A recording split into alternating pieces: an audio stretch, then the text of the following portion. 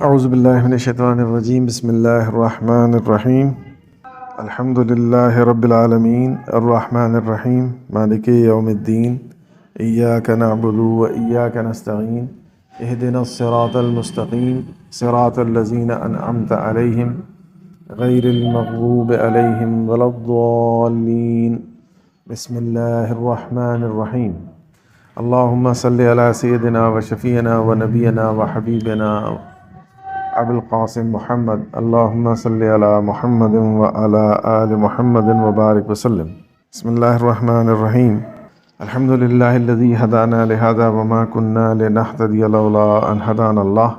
تمام تعریف اس اللہ کے لیے جس نے ہمیں ہدایت بخشی اور ہم کبھی ہدایت کو نہیں پہنچ سکتے تھے اگر وہ ہماری رہنمائی نہ فرماتا۔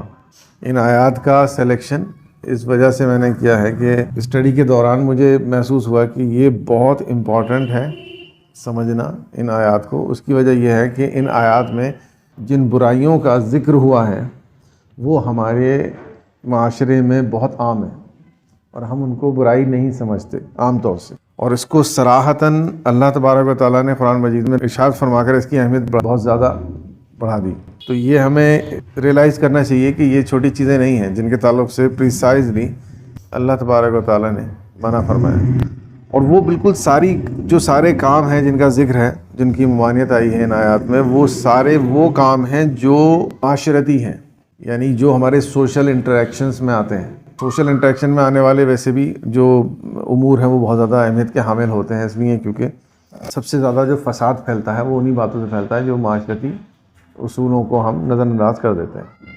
اعوذ باللہ من الشیطان الرجیم بسم اللہ الرحمن الرحیم یا ایھا الذین آمنوا لا یسخر قوم من قوم عسى ان یکونوا خیرا منہم ولا نساء من نساء عسى ان یکن خیرا منہن ولا تلمزوا انفسکم ولا تنابزوا بالالقاب بئس الاسم الفسوق بعد الایمان ومن لم یتب فاولئک هم الظالمون۔ اے ایمان والو، کوئی قوم کسی قوم کا مذاق نہ اڑائے۔ قرآن مجید میں قوم اس معنی نہیں بولا اللہ تبارک و تعالیٰ نے اس معنی ہم لیتے ہیں قوم، یہ کاسٹ نہیں ہے اس کا مطلب، یا قوم لفظ کا استعمال ہوتا ہے وہاں پر ہے گروہ۔ تو اے گروہ مومنین یعنی اے ایمان والوں سے ان جنرل بات ہو رہی ہے کہ ایک گروہ دوسرے گروہ کا مذاق نہ اڑائے۔ کیوں نہ اڑائے؟ ممکن ہے وہ لوگ ان سے بہتر ہوں، یعنی جن کا مذاق اڑایا جا رہا ہے ہو سکتا ہے کہ وہ لوگ ان لوگوں سے بہتر ہوں جو مذاق اڑانے والے ہیں، یعنی ہم سے اگر ہم کسی کا مذاق اڑا رہے ہیں تو ہو سکتا ہے جس کا مذاق اڑا رہے ہیں وہ اللہ کی نگاہ میں ہم سے بہتر ہو، کہ ہم ہر چیز کو نہیں جانتے، ہم صرف ظاہری چیزوں کو دیکھتے ہیں، اللہ تبارک و تعالیٰ ظاہر اور باطن دونوں کو دیکھتا ہے۔ ہم نہیں کہہ سکتے کہ کس شخص کی قدر و قیمت اللہ تبارک و تعالیٰ کی نگاہ میں کتنی، تو ایسا نہ ہو کہ اللہ تبارک و تعالیٰ کی نگاہ میں ان لوگوں کی اہمیت زیادہ ہو جن کا تم مذاق اڑا رہے ہو۔ یہ بہت خطرناک بات ہے۔ کہیں ایسا نہ ہو کہ تمہارے اعمال اکارت ہو جائیں یعنی بالکل نل ہو جائیں۔ حالانکہ مثال اس سیاق میں بڑی بھونڈی ہے، لیکن سمجھانے کے لیے لوڈو آپ کھیلتے ہو تو جب تین سکس آ جاتے ہیں تو وہ ختم ہو جاتے ہیں، اب کوئی نہیں ہے نا۔ تو اسی طرح سے یہ عمل ہے، یعنی بہت کار خیر آپ نے کیے ہیں، بہت آپ کے نامہ اعمال میں نیکیاں لکھی ہوئی ہیں، یہ عمل ایسا ہے کہ وہ سب کو مٹا دے گا۔ سو ڈینجرس۔ اس طاق میں لگے رہتے ہیں کہ جو بھی عمل ہم سے ہوئے ہیں اچھے ان کو کس طرح سے نلیفائی کر دے۔ بہت خوفناک بات ہے یہ، اگر ہم ریئلائز کریں تو میرے حساب سے بہت سیریس کنسرن کی بات ہے، اس کو بہت دھیان سے سمجھنا چاہیے اور محسوس کرنا چاہیے کتنی خطرناک بات ہے۔ پہلے درجے میں تو شیاطین یہ چاہتے ہیں کہ کوئی نیک عمل ہم کریں ہی نہ، لیکن جب کوئی نیک عمل ہم کر لیتے ہیں تو ہم تو اپنی طرف سے مطمئن ہو جاتے ہیں کہ اب تو ہم نے کر لیا، ہم شیطان سے نہیں بہکے، ہم نے ایک اچھا کام کر لیا۔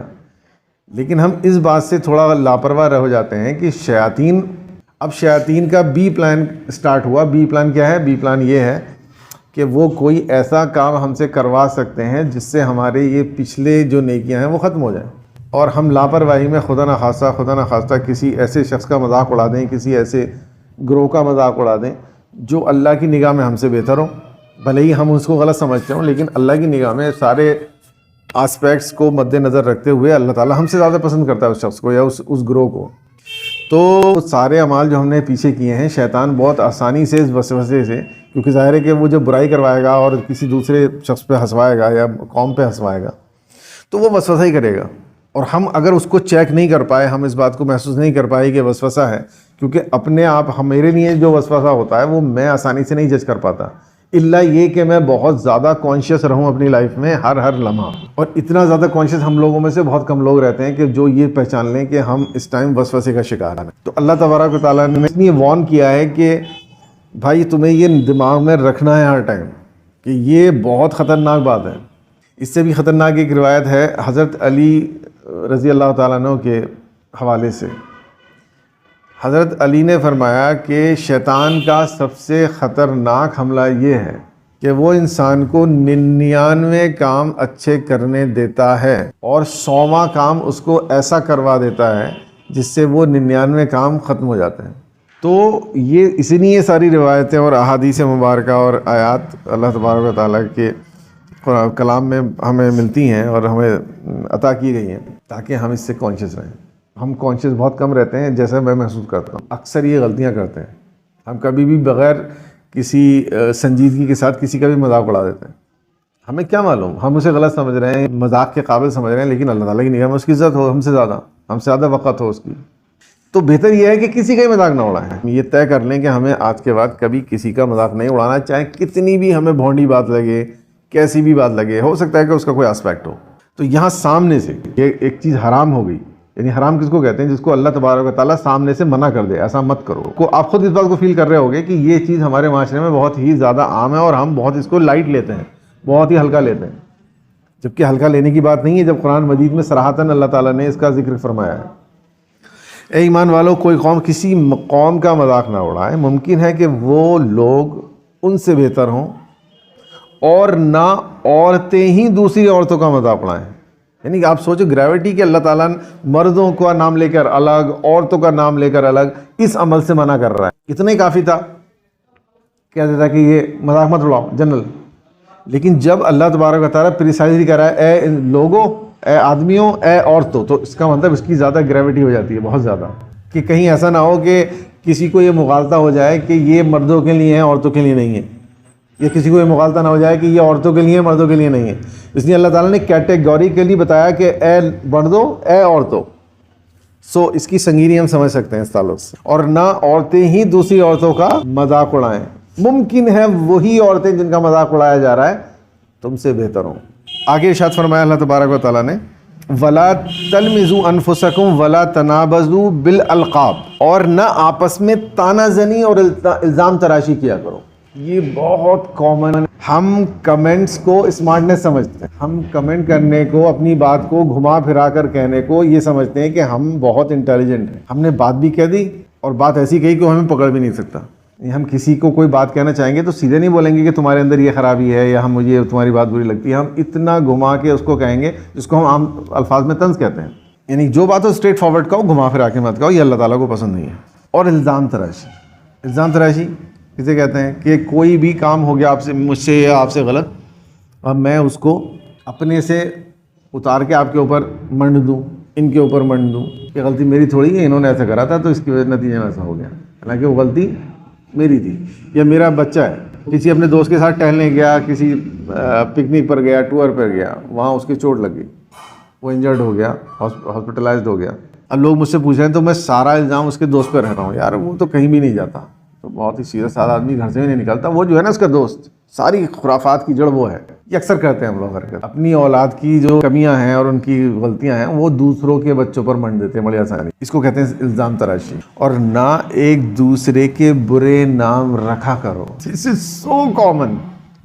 This is so common. اس میں تو کوئی آر ہی نہیں ہے ہم لوگ۔ مطلب دیکھیے آپ کیٹیگوریکلی جو اللہ تعالیٰ نے یہاں پر افعال کا ذکر کیا ہے، جن کو ناپسندیدگی کا اظہار کیا ہے، وہ ہم لوگوں میں کس قدر رائج ہیں، اور ہمارے خاص طور سے ہمارے بستی میں تو یہ بہت ہی عام ہے۔ عجیب عجیب نام ہے، کسی کا ٹرا نام ہے، کسی کا بھڑا نام ہے، مطلب نام تو دیکھو مطلب کیا ہے یہ، یا یہ بھی نہیں تو ہم ناموں کو ایگزیکٹلی لینے کے بجائے ہم اس کو بگاڑ کے لینا پسند کرتے ہیں۔ کسی کا نام سبیہ ہے تو سبو، کسی کا نام عطیہ ہے تو یہ نام بگاڑنا ہوتا ہے۔ اتوں کا تو کوئی مطلب ہی نہیں ہے، جبکہ احادیث مبارکہ آتی ہیں کہ جس نام سے انسان کو پکارا جاتا ہے اس کے اوپر اثر پڑتا ہے، اس نام کے اثرات ہوتے ہیں۔ اب میں نے اپنا نام یہ سوچ کے رکھا کہ میں فیضان رکھوں، فیضان کا نام ہے مدد کرنے والا، لوگوں کی ہیلپ کرنے والا، تاکہ مجھے اللہ تبارک و تعالیٰ توفیق دے میں لوگوں کی مدد کروں، ہیلپ کروں۔ اس نقطۂ نظر سے میرے دادا نے، میرے والد نے نام رکھا کہ ہمارا بچہ مددگار ہو لوگوں کا، اور لوگ مجھے کہنا شروع کر دیں فیضو، اس کا کوئی مطلب ہی نہیں ہے۔ تو کیا ہوگا کہ اس کے جو مفید اثرات تھے فیضان کے، اس سے آپ نے مجھے محروم کر دیا۔ میرے دادا نے، میرے باپ نے، میرے چاچا نے اس لیے رکھا تھا کہ لوگ مجھے فیضان پکاریں، اور آپ نے فیضان پکارنے کے بجائے مجھے کہہ دیا فیضو۔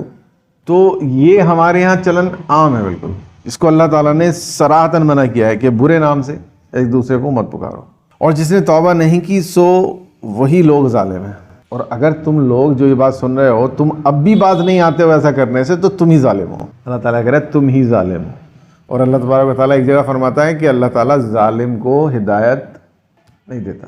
پھر ہم کہتے ہیں قرآن شریف تو پڑھتے ہیں، ہمیں سمجھ میں نہیں آتا۔ So many mistakes we had been doing in our lives, غلطیوں پہ غلطیاں کر رہے ہیں، اصول کے اصول ہم پامال کر رہے ہیں قرآن مجید کے، اور پھر ہم یہ کہتے ہیں ہمارے سامنے قرآن سمجھ نہیں آتا ہمارے۔ اللہ تعالیٰ واضح طور پہ فرما رہا ہے، یہ کوریلیشن ہے، ہمیں کرنا پڑے گا، یہ میتھمیٹیکل ڈیریویشن کی طرح ہمیں سمجھنا پڑے گا، جیسے ہم میتھمیٹکس میں یا فزکس میں، کیمسٹری میں، دوسرے سبجیکٹس میں، یا عام ہم جو باتیں کرتے ہیں اس میں بھی ہم ایک بات سے دوسری بات کا ربط نکالتے ہیں نا۔ مثال کے طور پہ اگر کسی نے کہا کہ میں اگر پاس ہو گیا تو آپ کو مٹھائی کھلاؤں گا، اب وہ پاس ہو گیا تو آپ فوراً اس سے بولو گے تم نے مٹھائی کھلانے کو کہا تھا۔ اس میں ہم بہت انٹیلیجنٹ ہیں، اپنے مطلب کا کوریلیشن بنانے میں بہت انٹیلیجنٹ ہیں ہم۔ لیکن قرآن مجید کی آیات کے اندر کیا کوریلیشن بن رہا ہے، کس آیت سے دوسری آیت کا جوڑنے پر کیا مطلب نکل رہا ہے، we are not aware of, because we are not interested in. Allah تبارک و تعالیٰ فرما رہا ہے وہی لوگ ظالم ہیں جو یہ کام کرتے ہیں جو اوپر دے رکھے ہیں، اور دوسری جگہ فرما رہا ہے اللہ تعالیٰ ظالم کو ہدایت نہیں دیتا۔ کیا مطلب ہوا دونوں آیت کا؟ یہ ان کاموں میں سے اگر کوئی کام ہم کر رہے ہیں اپنی زندگی میں تو ہدایت نہیں ملے گی۔ کسی مولون سے آپ پڑھ لیجئے، کسی مولانا سے آپ پڑھ لیجئے، کوئی ہدایت نہیں دے سکتا، بیکاز ہدایت دینے کا جو اتھارٹی ہے وہ اللہ سبحانہ و تعالیٰ ہے، ہدایت وہی دیتا ہے۔ لوگ ہمیں معلومات فراہم کرتے ہیں، ہدایت نہیں دیتے، ہدایت وہی دیتا ہے، اور ہدایت بہت بڑی چیز ہے، اور اللہ تعالیٰ نے اس کا اصول بتا دیا ہے کہ ظالموں کو نہیں کروں گا میں۔ تو اگر مجھے ہدایت چاہیے، آپ کو ہدایت چاہیے، تو ہمیں چاہیے کہ ہم ظلم نہ کریں۔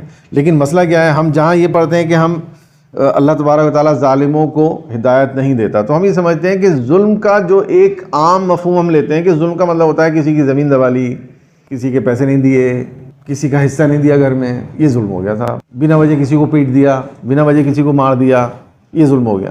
لیکن قرآن مجید کے اسلوب میں ظلم کا بہت وسیع معنی ہے، صرف یہی ظلم نہیں ہوتا ہے۔ اللہ تبارک و تعالیٰ پریسائزلی فرما رہا ہے کہ کسی کا مذاق اڑانا بھی ظلم ہے، کسی کا برا نام بگاڑنا بھی ظلم ہے، کسی کے اوپر تانا کسنا بھی ظلم ہے، کسی کے اوپر الزام تراشی کرنا بھی ظلم ہے۔ تو ہم صرف اسی چیز کو ظلم کیوں سمجھ رہے ہیں؟ میری ذات سے آپ کا دل دکھ جائے، یہ ظلم ہے، چاہے وہ دل کا دکھنا میرے ایک لفظ سے ہی ہو۔ میں نے کچھ ایسی بات بولی جو تکلیف ہوئی آپ کو سن کر، بھلے ہی آپ نے اس کا اظہار نہیں کیا، آپ خاموش رہے، لیکن دل کو تکلیف ہوئی، میں نے ظلم کر دیا آپ کے اوپر۔ بہت وسیع معنی ہے ظلم کے۔ تو پھر ہم شکایت کیوں کرتے ہیں کہ ہمیں ہدایت نہیں ملتی، ہمیں قرآن سمجھ نہیں آتا، ہمیں یہ سمجھ میں نہیں آتا؟ نہیں آئے گا، کبھی بھی نہیں آئے گا، کیونکہ اللہ تعالیٰ کا اصول ہے، اور اللہ تعالیٰ کے اصول تبدیل نہیں ہوتے میرے اور آپ کے لیے، وہ اٹل ہیں، وہ سب کے لیے ایک جیسے ہیں۔ تو میں ہدایت چاہتا ہوں تو بس ایک ہی آپشن ہے بھائی، میں ظلم چھوڑ دوں، میں اپنی چھوٹی چھوٹی باتوں پر بہت کانشیس رہوں، گھر میں جو روزمرہ کے میرے انٹریکشنس ہیں، میری فیملی کے ساتھ، میرے دوستوں کے ساتھ، میرے پیشے میں آنے والے لوگوں کے ساتھ، ان کے ساتھ میں ان بات کا خیال رکھوں، کسی کے ساتھ مجھ سے ظلم نہ ہو جائے اگر مجھے ہدایت چاہیے تو۔ آگے اللہ تعالیٰ نے ارشاد فرمایا یا ایھا الذین آمنوا اجتنبوا کثیرا من الظن، اے ایمان والو زیادہ گمان سے بچو، ان بعض الظن اسم ولا تجسسوا ولا یغتب بعضکم بعضا، اے ایمان والو زیادہ گمان سے بچو، بے شک کچھ گمان گناہ ہوتے ہیں، اور دوسروں کے عیبوں کی جستجو مت کیا کرو، یہ خواہش مت رکھا کرو کہ دوسروں کی برائیاں پتہ چل جائے، اور نہ پیٹھ پیچھے ایک دوسرے کی برائی کیا کرو۔ آپ لسٹ بنا سکتے ہیں ہم اور آپ، اتنا کلیئر ہے، 1 2 3 4 5 کیٹیگوریکلی۔ کیا تم میں سے کوئی شخص پسند کرے گا کہ وہ اپنے مردہ بھائی کا گوشت کھائے؟ سو تم اس سے نفرت کرتے ہو۔ اگر کسی مردہ انسان کو رکھ دیا کہا یا کھاؤ کچا، تو تمہیں گھن آئے گی، اللہ تعالیٰ کہہ رہا ہے۔ اسی طرح گھن آنی چاہیے تمہیں غیبت سے بھی، غیبت اسی کے مترادف ہے۔ اور یہ کون کہہ رہا ہے؟ اللہ سبحانہ و تعالیٰ کہہ رہا ہے، تو اس میں کوئی شک و شبہ کی بات نہیں ہے۔ ہم نہیں جانتے مرنے کے بعد کیا ہوگا، مان لو اس کی سزا کہ میں نے کسی کی برائی کی یہی قرار پائی ہو کہ میرے مرنے کے بعد میں مجھے زبردستی اس مردے کو کھلایا جائے. فرشتے کہیں تو نے غیبت کی تھی اس ٹائم کہ کھا اس مردے کو, اور لے کے کھڑے ہو جائیں گرد پیچھے, کھایا گا کہتے نہیں کھا. پھر میں کس قدر گھن آئے گی, کس قدر مجھے میرا دل بے چین ہوگا اس ٹائم. تو اللہ سے ڈرو, بے شک اللہ توبہ کو بہت قبول فرمانے والا ہے اور رحم فرمانے والا ہے.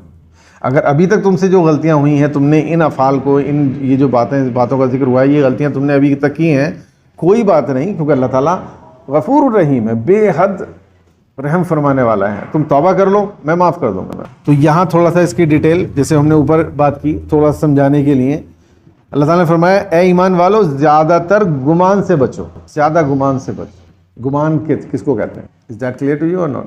گمان کا مطلب ہوتا ہے کہ میں کسی کے بارے میں کوئی اندازہ لگاؤں. میری کوئی کسی آدمی سے رنجش ہو گئی, اس سے میری کوئی بات پتہ چل گئی, ایسی کوئی جس سے میری اور اس کے بیچ میں ناراضگی پیدا ہو گئی, لیکن وہ بات میں نے تو نہیں کہی اس سے. فار ایگزامپل میں سمجھانا چاہ رہا ہوں آپ کو, گمان کی جو ہے شکل بہت ساری ہوتی ہیں ویسے, لیکن میں آپ کو تھوڑا سا اس کا مطلب اور معنی سمجھانا چاہ رہا ہوں, مفہوم کیا ہوتا ہے گمان کا. تو میری اس سے تھوڑی دل برائی ہو گئی, ٹھیک, اوکے. اب میں بیٹھا ہوں سوچ رہا ہوں یار یہ بات میں نے نہیں کہی, کس نے کہی ہوگی, اور اس نے کہی ہوگی. اب مجھے نہیں پتا, I am not sure about it. It is better to ask directly from him, جس کی طرف میرا ذہن جا رہا ہے, میں اس سے بولوں یار تم نے تو نہیں بول دی ان سے, وہ ایسے کی بات کیسے پتہ چل گئی, یہ تو تمہارے سامنے ہوئی تھی بات. میں بنا تحقیق کیے یہ خود تصور کر لوں اور اس پہ یقین کر لوں, نہ اس نے ہی کہی ہوگی, پکا یقین ہے مجھے اس نے کری, اس کی حرکت ہے. اس کو کہتے ہیں گمان کرنا. بنا تحقیق کے کسی کے تعلق سے کچھ بھی تصور کر لینا اور اس پہ یقین کر لینا کہ ایسا ہوا ہوگا, ہوا ہے نہیں, ہوا ہوگا. اس کو اللہ تعالیٰ کہتا ہے گمان. یہاں پر زیادہ گمان نہیں کہا, گمان سے بچو, کیونکہ کچھ گمان ایسے ہوتے ہیں کہ جو انسان کے لیے ضروری ہوتے ہیں. اس باریکی کو سمجھیے. ایک کنٹری کی لڑائی ہو رہی ہے کسی دوسرے کنٹری سے, ٹھیک, جو دشمن کنٹری ہے اس کے تعلق سے جو جنگ کی اسٹریٹجی تیار ہوگی اس میں اندازہ ہی لگایا جائے گا یہ کہاں سے حملہ کر سکتے ہیں. اطمینان قوی ہے یہ شمال کی طرف سے آئیں گے, یہ بھی گمان ہی ہے, یہ تو ضروری ہے. یہ نہیں کرو گے تو اسٹریٹجی کیسے بنے گی. میں اپنی کمی جانتا ہوں کہ میں کہاں پر ویک ہوں, اور میں اس بات کو ریئلائز کرتا ہوں کہ لائف میں مجھے سب سے زیادہ جو خطرہ ہے بہکنے کا وہ اس طرح سے ہے, کیونکہ اس معاملے میں میں بہت ویک ہوں. تو شیطان اگر کوشش کرے گا تو اس اینگل سے کوشش کرے گا, اور اس میں میرے پھسلنے کا امکان ہے کیونکہ میں اس میں کمزور ہوں. میں نے خود ریئلائز کیا اس کو. اب اگر کوئی شخص اسی راستے پر ایسے ہی کوئی سچویشن کریٹ کرتا ہے جس میں میرے اس کمی کے وجہ سے میرے گرفتار ہونے کا امکان ہے, اب میں اس کو بھانپ گیا, اب میں یہاں گمانی تو کروں گا. شخص کو شیطان نے وسوسہ کیا ہوگا, یہ اس لیے اس چینل سے میری طرف آیا ہے اور یہاں سے میں بہک سکتا ہوں. Now I need to be careful. تو مجھے اپنے دشمن کے تعلق سے تو گمان کرنا ہی پڑے گا. دس از بیسٹ ڈیفینس. اس لیے اللہ تبارک و تعالیٰ نے ہر گمان کو منع نہیں کیا, لیکن اپنے رشتہ داروں کے تعلق سے, اپنے دوست احباب کے تعلق سے, اپنے پڑوسیوں کے تعلق سے, دیٹ از ناٹ الاؤڈ. یہ والے جو گمان ہیں جو ہم دن رات اپنے اپنوں کے ساتھ کرتے ہیں, فلاں نے یہ کر دیا تو یہ ہوا ہوگا, فلاں نے ایسا کر دیا تو ایسا ہو گیا ہوگا, دس از ویری ڈینجرس. اس کے لیے اللہ تعالیٰ منع فرما رہا ہے کہ بعض جو گمان ہوتے ہیں وہ گناہ ہوتے ہیں بہت زیادہ. فار ایگزامپل میں نے کسی کے بارے میں سوچا یقیناً اس نے کیا ہوگا, نہ کیا ہو اس نے, تو بہتان ہو گیا نا اس پہ. یا اگر میں نے اس کو شیئر کر دیا کسی تو وہ گریویس ہو گیا. میں نے اپنے کسی ملنے والے سے کہہ دیا کہ یار ایسا ایسا ہو گیا, ضرور اس نے کرا ہوگا, تو یہ پھر اور گریویس ہو گیا, یہ اور زیادہ خطرناک ہو گیا, سنگین. اب میں نے اپنی حد تک اس کو کنفائن نہیں رکھا, میں نے دوسرے سے شیئر بھی کر دیا. اب جو گندگی جو برائی میرے ذہن میں تھی اس شخص کے تعلق سے, وہ میں نے دوسرے کے دماغ میں بھی ڈال دی. پھر ہم دونوں نے کسی تیسرے کو بتائی بات, اس کے دماغ میں بھی اس شخص کے تعلق سے گندگی آ گئی. تو میں اب اس کو ملٹیپل کر رہا ہوں, سنگین سے سنگین تر بنا رہا ہوں. لیکن ہم لوگ بہت زیادہ کرتے ہیں اس چیز کو, اور ہم ڈرتے نہیں ہیں اللہ تعالیٰ سے. اور اللہ رحم فرمائے میرے اور آپ کے حال پر, ان میں سے تقریباً سارے ہی کام ہم کر رہے ہیں. شاید ہی کوئی کام ایسا ہو جس کے بارے میں ہم یہ بول سکیں یہ تو ہم نہیں کرتے. آگے اللہ تعالیٰ نے فرمایا کہ اور دوسروں کی برائیاں مت کریدا کرو. یہ بھی بہت پرانی عادت ہے ہم لوگوں کی. جہاں ذرا ساری کسی کی برائی کا پہلو اگر ہمیں کانوں میں پڑ گیا تو کان کھڑے ہو جاتے ہیں. پھر ہمارے ہم کہتے ہیں ذرا پوری بات بتاؤ کیسے ہوا تھا یہ. اللہ تعالیٰ منع فرما رہا ہے کہ جستجو مت کیا کرو, اگنور مارا کرو. اللہ تعالیٰ کو پردہ پوشی گناہوں کی ایک دوسرے کی پسند ہے. مجھے آپ کا کوئی غلطی معلوم ہے, میں کوشش کروں زیادہ سے زیادہ چھپا سکوں اس کو. یہ مومنانہ صفت ہے. کوئی مجھے بتا رہا ہے کسی کی برائی, میں کہوں یار مجھے مت بتاؤ, کیا ضرورت ہے, مجھے کیوں بتا رہے ہو آپ, میرا کیا لینا دینا اس شخص سے, میں نہ اس سے ملتا ہوں نہ جلتا ہوں نہ کوئی بزنس کرتا ہوں, تو مجھے کیوں بتا رہے ہو اس کی برائی. مومنانہ صفت یہ ہے. مومن برائی سننے سے بچتا ہے, ڈرتا ہے کہ کوئی مجھے برائی نہ بتائے کسی کی, وہ کوریدتا نہیں ہے, اس کا جسٹ اپوزٹ ہوتا ہے. تو یہ سب ہم اس آئینے میں اپنے آپ کو دیکھیں اور جج کریں کہ ہم کہاں تک مومن ہیں اور کہاں تک مومن نہیں ہیں. یہ ایمان والوں سے خطاب ہے. یہ مومنوں کی صفت بتائی گئی ہے کہ مومن ان کاموں کو نہیں کرتے. تو whether I am doing so or not, it depends on whether I am a مومن or not. اب میں اس مرر میں اپنے آپ کو چیک کر سکتا ہوں. اس میں بھی ہم دوسروں کو چیک نہ کریں, ہماری بہت اس معاملے میں بہت ایکسپرٹ ہیں ہم لوگ دوسروں کو چیک کرنے کے معاملے میں. ہم جہاں کوئی بات پتہ چل دی تو ہمارے دماغ میں چلنے لگتا ہے ہاں اس میں اندر بھی یہ برائی ہے, اس کے اندر بھی برائی ہے, حالانکہ وہ چاہے سب سے زیادہ ہمارے اندر ہو, ہمیں وہ سمجھ میں نہیں آئے گی. یہ صحیح طریقہ نہیں ہے. صحیح طریقہ یہ ہے کہ کوئی بھی چیز ہمارے اگر نالج میں آتی ہے تو ہم پہلے اس کو اپنے گریبان میں جھانکیں.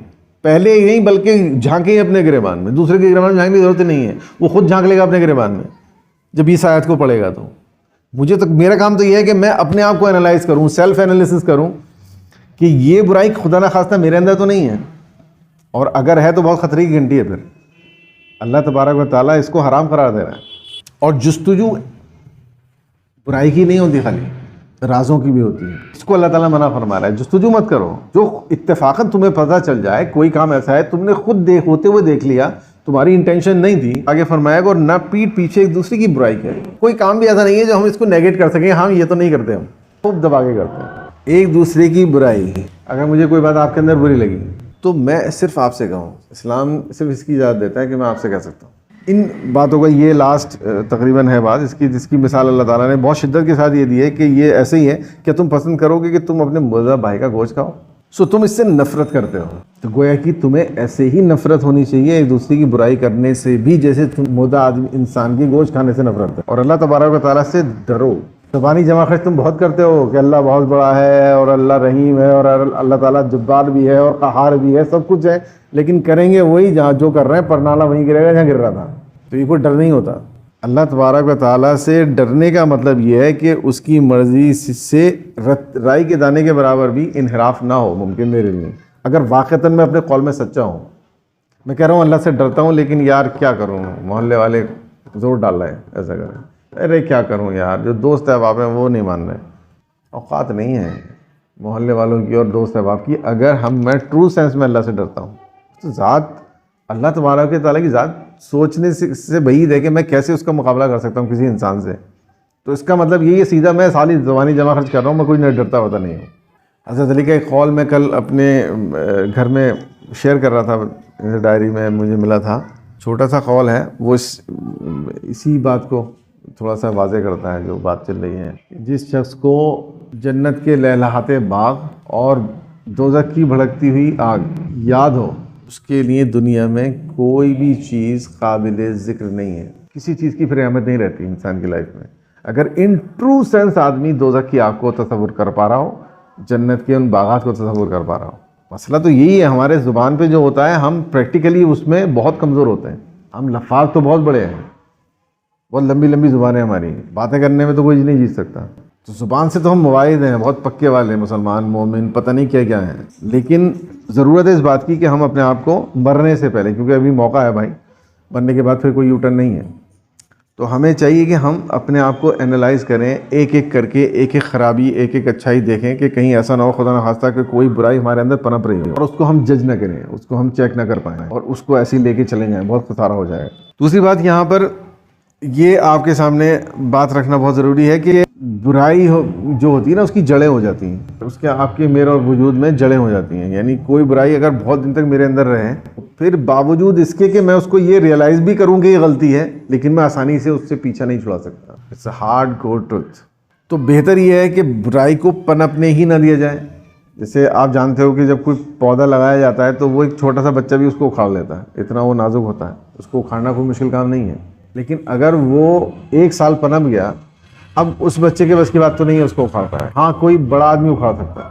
اب کوئی بہت ہٹا کھٹا جوان آدمی تگڑا ہو تو وہ اس کو, جو جھاڑی بن چکا ہے اب, اس کو طاقت لگا کے اس کو اکھاڑ دے گا. لیکن اگر وہی 10 سال کے بعد میں درخت بن گیا جس کا اتنا موٹا تنا ہے, اب اس کے ابا کی بھی بس کی بات نہیں ہے جس نے ہاتھ سے پکڑ کے اکھڑ دیا تھا. لاکھ کوشش کرے وہ, اب تو پوری فوج کی درکار ہے, کلاڑی لاؤ اور رسیاں لاؤ اور 2 آدمی اس کا تنا کاٹیں گے اور 10 آدمی اسے کھینچیں گے, بہت تکم لگانی پڑے گی تب جا کے جائے گا وہ. اور اس کے بعد بھی اس کی جڑ نہیں نکلی. معاف کیجیے, تنے سے کاٹ دیا آپ نے, کچھ دن اگر آپ نے ایسی چھوڑ دیا اسے تو اس کے اندر پھر سے نئے پتے آنے شروع ہو جائیں گے. برائیاں ایسی ہوتی ہیں, وہ شروع میں بہت آسانی سے ہم دور کر سکتے ہیں جب وہ ہمارے اندر انٹر کرتی ہیں, اگر ہم خوش قسمتی سے اس کو چیک کر پائیں شروع میں ہی کہ کوئی برائی ہے ہم نے ایک دم اڈاپٹ کی, ایک دم اس کو چھوڑ دیں. کچھ دن اگر ہو گیا تو پھر وہ مشکل ہوگی, بہت دن ہو گئے تو بہت ہی مشکل ہوگی. اس کو پنپ نہیں مت دو. اور خدا نہ خواستہ یہ چیزیں جو ہم نے ذکر کی ہیں یہاں پر اس کو قرآن مجید میں جس کو ہم نے اسٹڈی کیا آج, یہ بہت پرانی ہے, یہ ہماری سوسائٹی میں نہ جانے کب سے پنپ رہی ہیں. تو ان سے لڑنا, ان کو ختم کرنا آسان نہیں ہوگا, بہت ٹف کام ہے. لیکن بہت ٹف کام ہے, یہ سوچ کے ہم اس کو چھوڑ بھی نہیں سکتے, بیڑا غرق ہو جائے گا. پر اب تو ہمیں کلیکٹیولی ہی اس کو کاٹنا پڑے گا, یہ میرے کاٹنے سے آپ کے کاٹنے سے نہیں ہوگا صحیح. اب اس کو ہم جب تک پورا ہماری سوسائٹی پورا معاشرہ یہ طے نہ کرے کہ بھائی ہاں اس سے اب باز آنا ہے, اس کو کلیکٹیولی کرنا ہے کام کو, تو ہی پاسبل ہو سکتا ہے. اور اس کا وہی طریقہ ہے ورڈ آف ماؤتھ والا. آپ سب میری بات کو سن رہے ہیں الحمدللہ, یہ خدا کرے یاد رہے ہم سب لوگوں کو. ہمارے سامنے جب بھی ان میں سے کوئی سچویشن کریٹ ہو, ہم فوراً ان کو یہ یاد دلا دیں کہ سورہ حجرات میں آیت نمبر 11 اور 12 پڑھ لو. اللہ تعالیٰ نے سامنے سے اس کو منع کیا جو تم کر رہے ہو حرکت, اور شیطان کا بہکاوا ہے, اس کو ہٹاؤ اپنے اندر سے, اس کو پنپنے مت دو.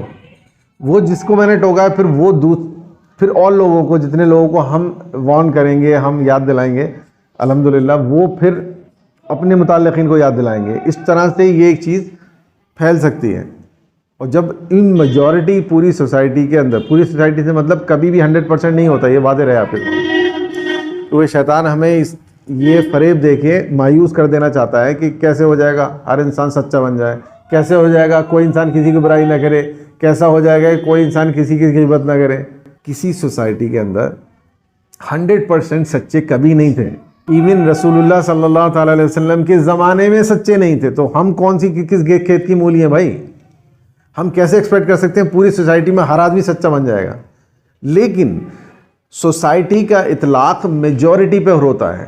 جب اکثریت کسی کام کو کرنے لگتی ہے تو ہم کہتے ہیں سوسائٹی کر رہی ہے, جب اکثریت کسی کام کو چھوڑ دیتی ہے تو ہم کہتے ہیں کہ سوسائٹی نہیں کر رہی ہے. تو کوشش یہ کریں کہ ہم زیادہ سے زیادہ اس کو پھیلائیں تاکہ یہ پوری سوسائٹی نہیں کرے گی لیکن میجورٹی تو کرنا شروع کر دے, کم سے کم ان چیزوں سے بچنا شروع کر دیں. اگر آپ اور میں سنسیئر ہیں اپنے دین کے لیے, اپنے ذات کے لیے, اپنی آخرت کے لیے, تو بھائی سیریسلی لینا پڑے گا, ہر چیز کو سیریسلی لینا پڑے گا, تماشا تھوڑی ہے. صدق اللہ العلی العظیم. میرا ریکمنڈیشن ہے آپ لوگوں کے لیے کہ یہ سورہ حجرات کی آیت نمبر 11 اور آیت نمبر 12 ان کو اپنے اپنے گھر جا کر آپ ایک ڈائری ضرور بنائیے, جیسا میں کرتا ہوں پریکٹس, کیونکہ ہمارا حافظہ اتنا اچھا نہیں ہوتا کہ ہم ہر چیز ہر ٹائم یاد رکھیں. تو اس کے لیے لکھ لینا بہت ضروری ہوتا ہے جو خاص باتیں ہوں گو. تو اس طرح سے جب بھی کوئی کام اللہ تبارک و تعالیٰ کرنے سے منع فرماتا ہے یا کچھ کام کہتا ہے ہم ایسے کام کریں, تو ان کاموں کو ہم ایک ڈائری بنا لیں, اس پہ ہم لکھ لیں کرنے والے کام, نہ کرنے والے کام. اس طرح سے 2 طرح سے آپ ڈیوائڈ کر سکتے ہو نوٹ بک کو. اور جب کبھی آپ کو کوئی بھی چیز قرآن مجید میں, احادیث میں ایسی نظر آئے کہ جو نہیں کرنی چاہیے, آپ اسی لسٹ میں چیک کر لو کہ پہلے آپ نے جو کام لکھے اس میں شامل ہے نہیں ہے. نہیں شامل ہے تو 1 نمبر اور بڑھا دو آئے گا. اور پھر وقتاً فوقتاً اس نوٹ بک کو دیکھ کر اپنے گریبان میں ہی جھانکتے رہنا بس, اور کسی گریبان میں مت جھانکیے گا بس. اور لوگوں کے تعلق سے ہماری ذمہ داری اتنی سی ہے کہ اگر ان چیزوں کے تعلق سے ہم وائلیشن دیکھتے ہیں کہیں پر کسی محفل میں, اپنے رشتہ داروں میں, اپنے دوست احباب میں, تو ہم ان کو بس وارن کریں. وہاں وارن بھی نہ کریں, یہ بھی غلطی ہو جائے گی اپنے آپ میں, کیونکہ اللہ تبارک و تعالیٰ یہ نہیں چاہتا کہ صرف ہم اپنے ہی بھلے کے بارے میں سوچیں. یعنی سیلفشنس اللہ تعالیٰ کو پسند نہیں ہے, چاہے وہ دنیا کی سیلفشنس ہو یا آخرت کے لیے ہو. سیلفشنس ہوتی ہے, دنیا کے لیے بھی بری ہے سیلفشنس, اور آخرت کے لیے بھی بری ہے سیلفشنس. مجھے سیلفش نہیں ہونا چاہیے, میرے اندر دل میں خواہش یہ ہونی چاہیے کہ اللہ کرے پوری دنیا کے انسان جنت میں جائیں, پوری دنیا کے انسان غلطی سے بچ جائیں. بھلے ایسا نہ ہو نہ ہو, یہ اللہ کی اختیار کی بات ہے، اس کی مصلحت کی بات ہے، لیکن ایٹ لیسٹ مجھے چاہنا یہی چاہیے. تو میں برائیاں ڈھونڈوں نہ دوسروں میں، برائیاں اپنی چیک کروں، لیکن میرے سامنے صراحتاً اگر کوئی غلطی کر رہا ہو تو میں اس کو یہ پریسائزلی بتا سکوں. یہ جبھی ہوگا جب مجھے یاد رہیں گی ساری باتیں. تو وہ یاد ایسی رہیں گی جب میں رجسٹر میں اس کو لکھ لوں گا، اور بار بار ان کو دیکھتے رہیے، تو ان شاء اللہ تعالیٰ وہ اتنے حافظے میں اسٹرینگتھن ہو جائیں گی آپ کے اور میرے کہ ہم کبھی بھول نہیں پائیں گے. جیسے ہی ہم اس سچویشن کو دیکھیں گے فٹاک سے ہمیں یاد آ جائے گا اچھا یہ سورہ حجرات کی اس آیت کی خلاف ورزی ہو رہی ہے یہاں پہ، تو ہم فوراً اس کو بتا سکتے ہیں کہ بھائی سورہ حجرات کی فلاں صورت میں ایسے سے آیا ہے.